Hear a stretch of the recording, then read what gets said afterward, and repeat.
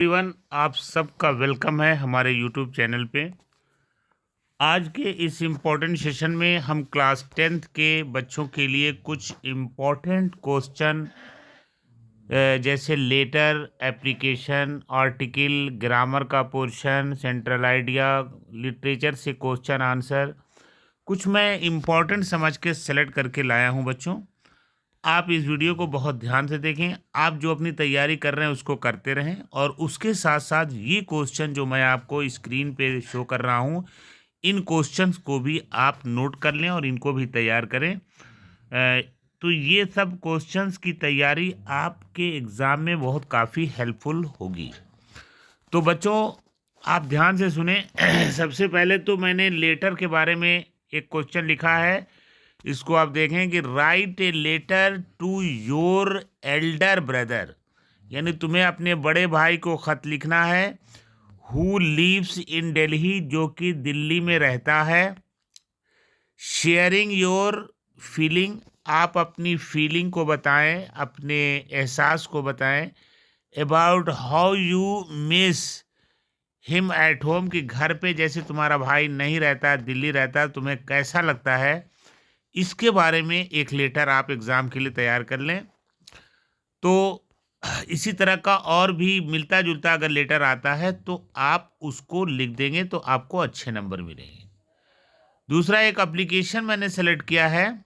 Application आप देख लें। एप्लीकेशन में पढ़ रहा हूँ, write an application to the principal, यानी प्रिंसिपल को एक एप्लीकेशन लिखना है ऑफ योर कॉलेज, अपने कॉलेज के प्रिंसिपल को। टू कंप्लेन, शिकायत दर्ज करानी है डैड की। द वाटर टैंक, यानी जो पानी का टंकी है वो इन द स्कूल, स्कूल में आर नॉट बीइंग क्लीन्ड, वो साफ नहीं हो रहा रेगुलरली, मतलब पानी की टंकी को डेली सफाई नहीं हो रही है। इसके बारे में प्रिंसिपल महोदय को आपको एक एप्लीकेशन लिखना है।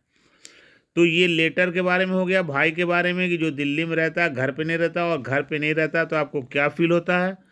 दूसरा, पानी की टैंक जो स्कूल में है वो साफ, प्रतिदिन साफ नहीं होता, इसके बारे में प्रिंसिपल को आपको एक एप्लीकेशन देना है।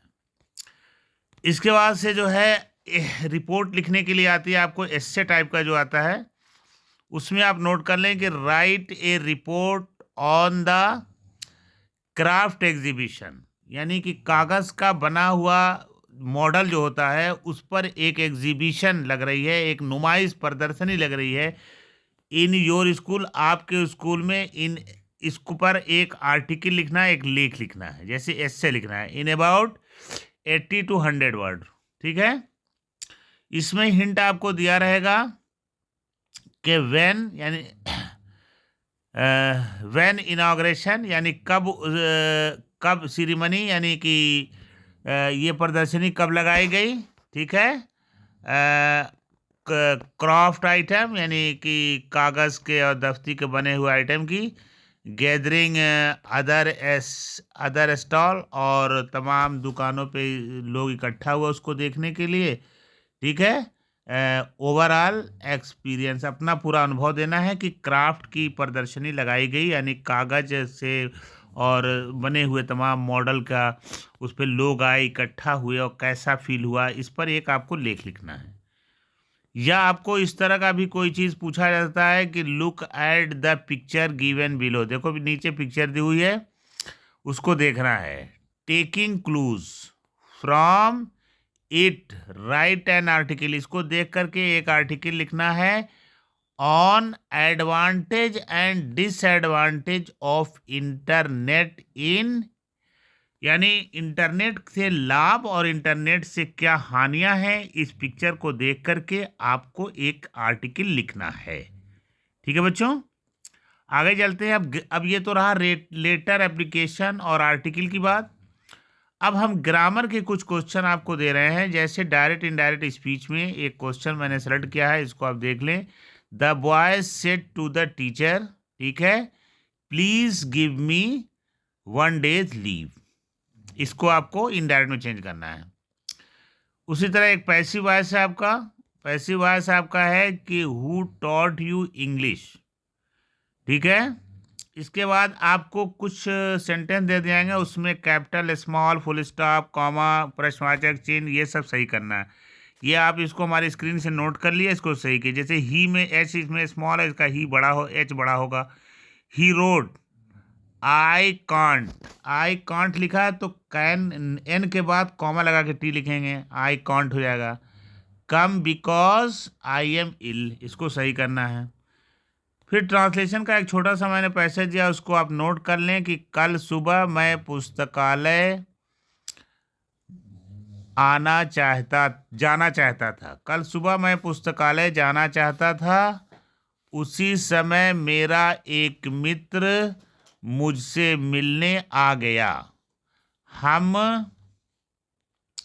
हम शाम तक साथ रहे। मित्र से मिलकर मैं खुश था, किंतु पुस्तकालय न जा पाने के कारण दुखी भी था। ठीक है, दुखी भी हुआ। तो इसको ट्रांसलेट करना है। ठीक है, अब आपका जो क्वेश्चन आंसर है बुक से जो आता है, उसमें आप देख लीजिए। क्वेश्चन मैंने सेलेक्ट किया है कि mention varieties of bread that are an essential part of celebration in Goa. Goa का जो ब्रेड वाला चैप्टर है उसी ये क्वेश्चन है, नोट कर लें आप। दूसरा है कि who took pity on the young seagull, young seagull पर किसको दे आई, और वेयर डिड ही स्लीप, वो कहाँ सोया, डेट नाइट, उस रात। ठीक है, और क्वेश्चन देख लीजिए। How did Valli save money, उसने पैसा कैसे बचाया, फॉर द बस टिकट, बस में टिकट देने के लिए। अगला क्वेश्चन है कि why was Lencho angry, Lencho गुस्सा क्यों हुआ, with the post office employees, post office के कर्मचारियों से। इसके बाद और क्वेश्चन देख लिए कि व्हाट लेसन डिड किस, ठीक है, Gautam learn in the end. ठीक है, अगला क्वेश्चन है कि हाउ डिड, ठीक है, हाउ डिड मंडेला, मंडेला वाला चैप्टर है, how did Mandela's idea of freedom, ठीक है, change with age and experience. ठीक है, इसके बाद और देख लिया है, मेंशन ए फ्यू डिफरेंसेस, ठीक है, between tiger in the zoo and A tiger in the jungle, इसमें आपको अंतर बताना है। ठीक है, अब देखिए और क्वेश्चन है, right 4 lines of any poem, किसी भी पोएम की 4 लाइन लिखना है, प्रेस्क्राइब्ड इन योर सिलेबस, जो आपके सिलेबस में है उसमें कोई। ठीक है, और एक क्वेश्चन आपका ये भी आएगा कि right the central idea of any one of the following poems. ठीक है, इन अबाउट 40 to 50 वर्ड होना चाहिए। देखिए इसमें 3 पोएम मैंने सेलेक्ट किया है, तीनों में से पढ़ लीजिए, आपको उम्मीद है कि मिल जाएगा। फायर एंड आइस, ठीक है, द ट्रीज, और तीसरा है द टेल ऑफ, ठीक है, कस्टर्ड द ड्रैगन। ठीक है, इसके बाद फिर क्वेश्चन आंसर है कि what did the doctor do to cure Tricky, Tricky को सही करने के लिए डॉक्टर ने क्या यूज किया। दूसरा है कि व्हाट डिड, ठीक है, what did Griffin want to prove, ठीक है, what did Griffin want to prove, could he do that. ठीक है, कुछ क्वेश्चन और देख लीजिए कि what could have happened it Matilda had not lost the necklace. ठीक है, ये नेकलेस वाले चैप्टर से है। सपोज you are भोली, and now you are a teacher. तो write about your family, your childhood and your present life. तो बच्चों ये question answer, central idea, grammar में नरेशन, पंक्चुएशन और पैसिव वॉइस, और इसके बाद से आपको एप्लीकेशन, लेटर और ये आर्टिकल पर कुछ इम्पॉर्टेंट क्वेश्चन मैंने आपको इस वीडियो में दिया है। इसको आप ट्रांसलेशन भी मैंने दिया है, इसको आप नोट कर लें, इसको सॉल्व कर लें। इसमें जो क्वेश्चन आपको समझ में नहीं आ रहा उसको कमेंट में लिखें, मैं उसका आंसर भी आपको बता दूंगा, और इसको आप अच्छे तैयार कर लें। और इसी से मिलता जुलता अगर क्वेश्चंस आपके एग्ज़ाम में आता है तो इन क्वेश्चन के आंसर की सहायता से उसको भी आप लिख सकते हैं। तो आप वीडियो को पॉज करके स्क्रीन से सारे क्वेश्चन को नोट कर लें, ये बहुत ही महत्वपूर्ण, बहुत ही इंपॉर्टेंट होगा।